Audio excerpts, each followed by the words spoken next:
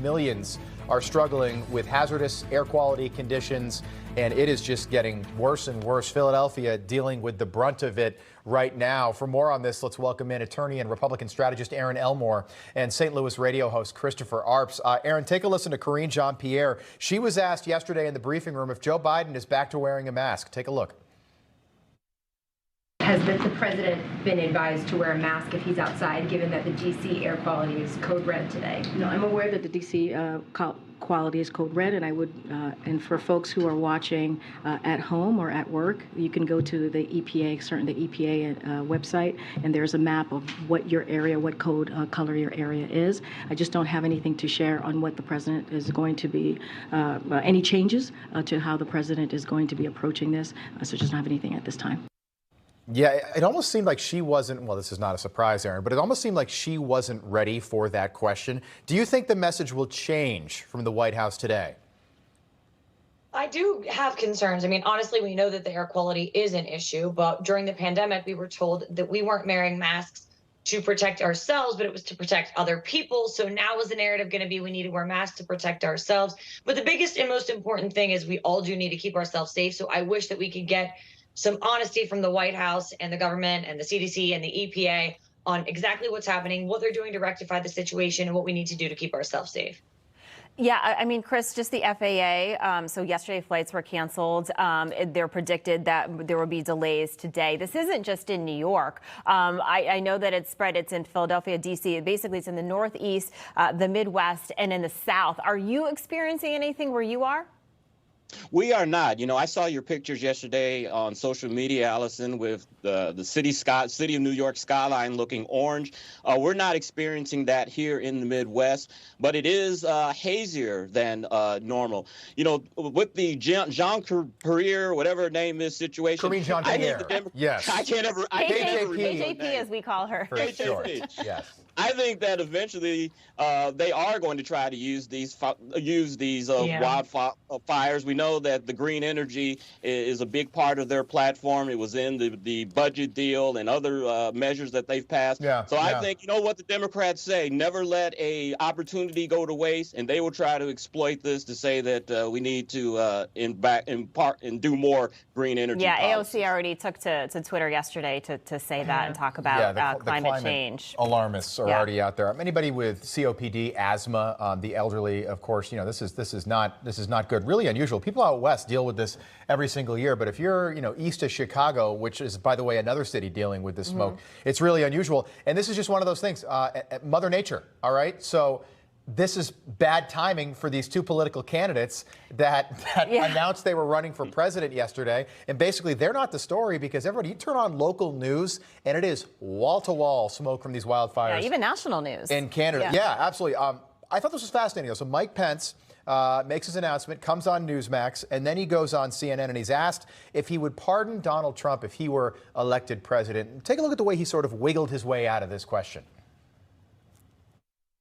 If Donald Trump is convicted of a crime and you're elected president, would you pardon him?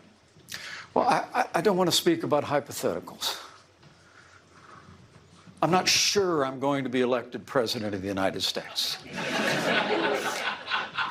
But I believe we have a fighting chance. I really believe we do. And if you are? And I would hope, again, Dana, you're as persistent as ever. CNN is living up to its reputation. But look, there are real issues the American people are facing. And rather than talking about that, I want to talk about what the people here in Iowa are talking about, which is the failed policies of the Biden administration. Okay, Aaron, your take on that. To me, milquetoast response. You want to win over some of that Trump base? You answer the question with one word, and the word is yes. You say yes. Right. Well, the problem, legally speaking, is some of the charges that President Trump may face either in New York State or in Georgia. Those are not offenses that can be pardoned by the president, only federal offenses. So a little legal loophole. He could have just said that. But having said that, I thought actually that was a response that he was rather funny. He was engaging, a little less milquetoast than you would have said. I mean, I think he was kind of yucking it up. That was the most energy I've seen Mike Pence have ever. So yucking it up, Aaron. I mean, so I get that. Yeah, you know, Mark Halperin was with us yesterday in-house, and he was like, you know, Mike Pence is one of the funniest guys in politics. And I was like, Mike Pence, the former vice president? Like, seems like a sweet, sweet man. I've met him just once, but I don't think he's known for, for breaking up a room, Chris.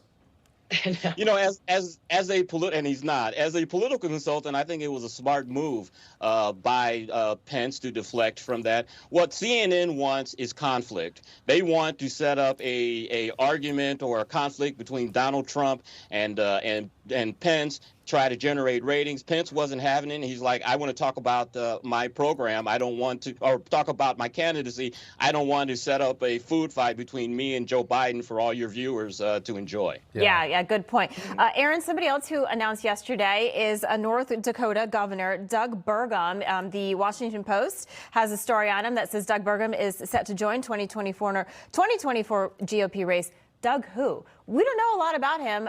Do you think we will know more? I mean, he made the announcement yesterday. People are starting to talk about it, but this is a packed race. Are people starting to talk about him? They are. Really? Because you know why they're talking about him? Because they're saying, who is he? Who is he? People are answering the question. This was the narrative. Actually, let's take, Aaron, take a look just so we can introduce our audience to Doug Burgum. Very popular, I guess, in North Dakota. This is his announcement video, soundbite number 8. Take a look. Anger, yelling, infighting. That's not going to cut it anymore.